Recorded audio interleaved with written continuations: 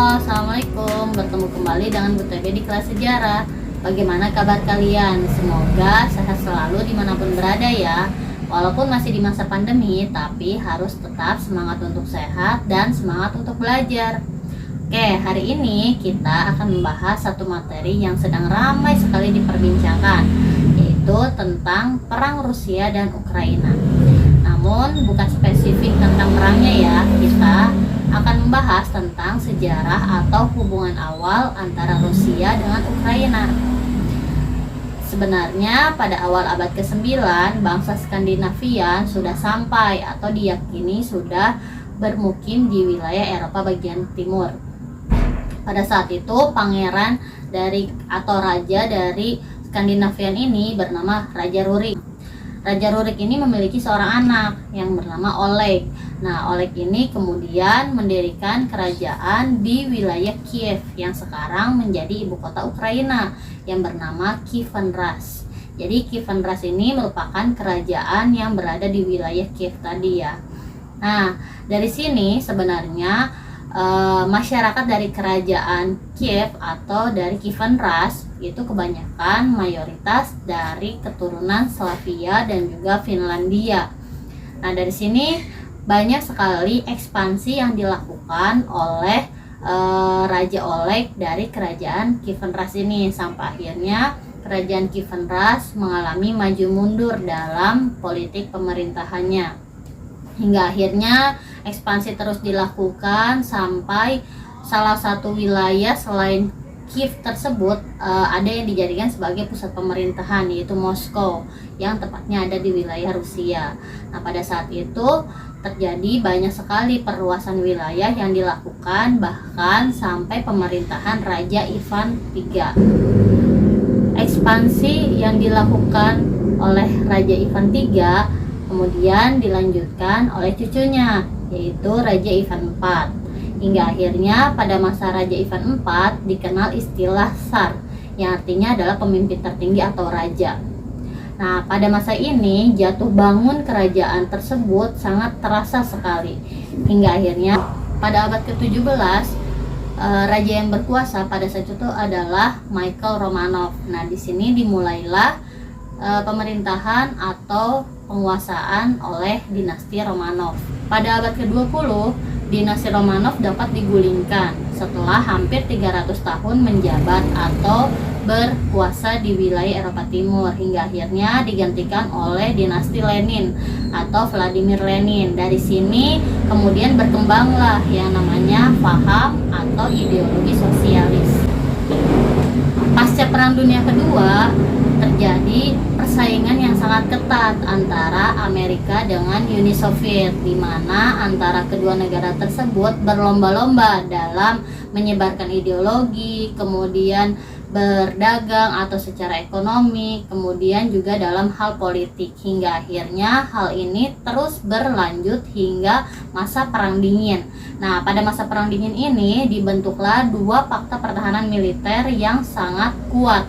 Pada saat itu ada NATO yang merupakan fakta pertahanan militer di utara dan Fakta Warsawa yang merupakan fakta militer yang ada di wilayah. Pada tahun 1991 Uni Soviet runtuh. Ini menjadikan negara-negara atau wilayah yang ada di bawah kekuasaan Uni Soviet kemudian menjadi negara-negara yang merdeka. Dua diantaranya adalah Rusia dan juga Ukraina. Pada tahun 2005, Presiden Rusia yaitu Vladimir Putin menganggap bahwa kejatuhan atau keruntuhan Uni Soviet merupakan bencana geopolitik terbesar dalam sepanjang sejarah manusia. Karena hal ini memberikan dampak, salah satunya Rusia kehilangan saudara-saudaranya yaitu Ukraina, kemudian negara Polandia dan juga negara-negara di Eropa lainnya. Pada tahun 2014, Rusia kemudian menganeksasi wilayah Crimea. Menganeksasi bisa diartikan mengambil secara paksa wilayah yang bernama Crimea, yang secara teritorial ini berada di wilayah Ukraina. Selain masalah Crimea, bertambah juga beberapa masalah lainnya. Misalnya, beberapa periode terakhir Ukraina itu dipimpin oleh seorang presiden yang memang lebih pro kepada Barat atau lebih dekat kepada Barat, terutama Amerika dan juga NATO. Hal ini membuat Rusia tidak senang akan hal tersebut. Akhirnya Putin sebagai presiden Rusia pada saat itu menyampaikan kepada NATO untuk tidak mendekati wilayah-wilayah yang merupakan bagian dari Eropa Timur dan untuk tidak menjadikan negara-negara di Eropa Timur sebagai teman atau sebagai kawannya. Ultimatum ini diperkuat dengan dikirimnya beberapa ribu pasukan dan juga militer ke wilayah perbatasan antara Rusia dan juga Ukraina. Hal ini dianggap Putin sebagai latihan militer seperti biasanya. Namun mereka kembali menarik pasukan dari perbatasan Ukraina tersebut. Keadaan semakin tegang ketika terjadi perselisihan antara pasukan Ukraina dengan gerakan separatis pro-Rusia yang terjadi di dua kota perbatasan antara Ukraina dengan Rusia, yaitu Donetsk dan juga Luhansk. Nah, dua kota ini kemudian mendeklarasikan diri menjadi kota independen, didukung dengan pernyataan Putin yang juga mengakui kedaulatan dua kota tersebut pada 23 Februari 2022. Pada tanggal 24 Februari 2022, Rusia kemudian melakukan operasi militer pertamanya ke wilayah Ukraina. Hal ini ditandai dengan dibunyikannya alarm darurat nasional di wilayah Kiev, Ukraina.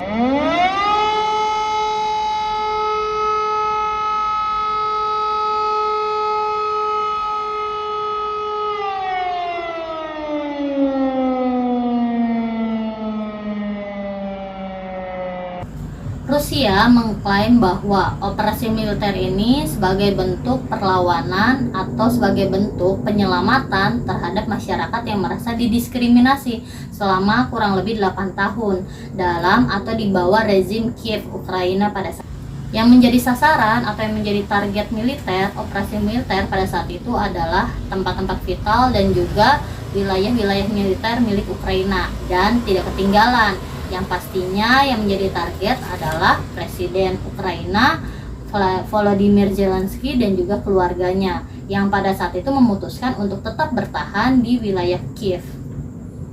Lalu, apakah Ukraina berperang sendiri? Sebenarnya pada awalnya iya, karena memang untuk meminta bantuan kepada negara lain itu sepertinya belum bisa, karena Ukraina sendiri tidak masuk ke keanggotaan NATO misalnya. Oleh karena itu NATO secara tidak langsung tidak dapat memberikan bantuan pasukan maupun senjata militer kepada Ukraina karena memang bukan anggota dari NATO sendiri. Namun lama-kelamaan beberapa negara-negara mulai ingin membantu, namun masih ragu karena ada pernyataan Putin yang mengatakan bahwa negara mana saja yang hendak membantu Ukraina maka mereka akan berhadapan langsung dengan Rusia. Panik nggak? Panik mungkin ya. Обстоятельства требуют от нас решительных и незамедлительных действий. Народные республики Донбасса обратились к России с просьбой о помощи.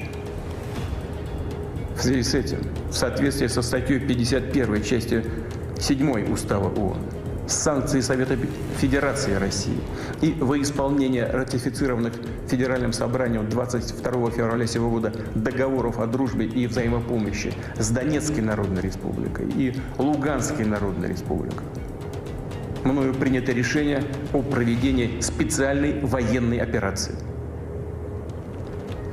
Ее цель – защита людей, которые на протяжении 8 лет подвергаются издевательствам, геноциду со стороны киевского режима. Кто бы ни пытался помешать нам, а тем более создать угрозы для нашей страны, для нашего народа, должны знать, что ответ России будет незамедлительным и приведет вас к таким последствиям, с которыми вы в своей истории еще никогда не сталкивались. Dan terutama di negara-negara perbatasan atau tetangga Ukraina sendiri yang kemudian membuka pintu-pintu perbatasan mereka untuk menampung para pengungsi dari Ukraina.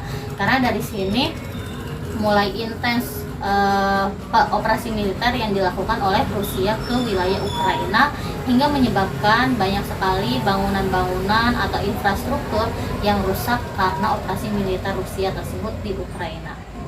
Oke, jadi itu sejarah singkat tentang hubungan antara Rusia dengan Ukraina yang memang dari awal memang satu keturunan yang sama dan juga memiliki hubungan yang sangat dekat. Namun kenapa bisa terjadi perpecahan? Nah, itu disebabkan karena beberapa hal. Yang pasti, operasi militer pertama Rusia ke Ukraina itu diyakini dimulai dari tanggal 24 Februari 2022, bahkan sampai video ini dibuat yaitu tepatnya pada tanggal 16 Maret. Ini sudah sekitar hampir 21 atau 24 hari operasi militer yang dilakukan oleh Rusia ke Ukraina. Invasi Rusia ke Ukraina telah memasuki hari ke-21 pada Rabu 16 Maret 2022 dan banyak hal terbaru yang terjadi. Mulai dari pasukan Rusia yang menduduki rumah sakit dan pusat pengungsi di Mariupol, hancurnya sebuah bangunan sekolah di Kharkiv, hingga total kerugian Ukraina yang mencapai 500 miliar dolar Amerika Serikat. Oke, ikuti terus perkembangannya untuk menambah wawasan dan pengetahuan kita. Semoga perang dapat didamaikan dan juga cepat berlalu dan tidak berlarut-larut. Oke, terima kasih yang sudah bergabung dan juga menonton video ini. Sehat selalu, sampai bertemu di video yang selanjutnya.